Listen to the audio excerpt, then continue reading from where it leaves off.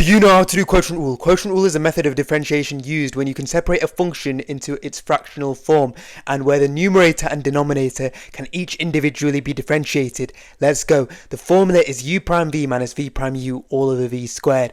Think of it this way, the undifferentiated v comes first, then you minus the v prime u all divided by v squared. So essentially the numerator is u and the denominator is v. Let's say one of the things that we needed to derive would be x over 2x plus 5. Okay, so the u is to x, v is equal to 2x plus 5, u prime is therefore 1, and v prime is therefore equal to 2. Alright, then we plug it in, 1 times 2x plus 5 minus 2 times x, all over 2x plus 5 all squared. We get 2x plus 5 minus 2x all over 2x plus 5 all squared, and then we get 5 over 2x plus 5 all squared. Pretty simple, right? Right, let's do the next question. Do you know how to answer this question? Let's go. So we need to differentiate 2 cos 2x over e to the 2 minus x. Let's go. So we said u is equal to 2 cos 2x. So u prime, what is u prime? We know cos differentiates to form minus sine, okay? And when we differentiate 2x, we get 2. So 2 times minus 2 sine 2x. Essentially, that's what we're doing.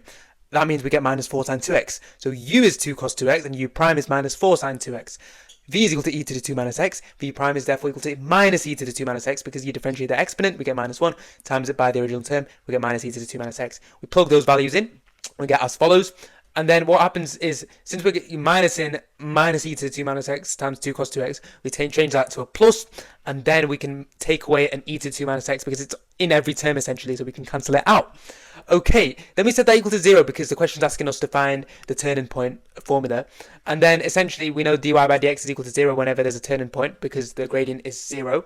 It's flat. So then we set that equal to 0, and then we make the sines go on one side and the coses go on one side because, again, we need to set tan of 2x equal to half, something like that. So then we get 2 sin 2x is equal to cos 2x, 2 tan 2x is equal to 1, and tan 2x is equal to half, ladies and gentlemen. Okay, final part of the question. So range of f of x, well, we know that x is between, the range of x is greater than 0 and less than pi. Okay, so essentially we can look at the graph and we can deduce the fact that the minimum value of f of x will be the y coordinate of b, won't it? So essentially we need to sub in the ranges of x will be between f of whatever the x coordinate of b is, and then less than f of pi, because that is the upper limit of the x value. Okay, so then to find the x coordinate of the b, we set it equal to, we just solve tan 2x is equal to half. So we put it into our calculator, inverse tan of a half, make sure it's in radians. We get 2x is equal to 0.4 something and 3.6 something. We take the 3.6 something because obviously that's a larger value, hence it's for b, not a, because the lower value will be for a. Okay, then we get x is 1.8026, so its lower bound would be f of 1.8026, and the upper bound will be f of pi, and then that gives us the answer f of x is less than 6.26 and greater than or equal to 1.47, and that, ladies and gentlemen, is all you need to know about quotient rule.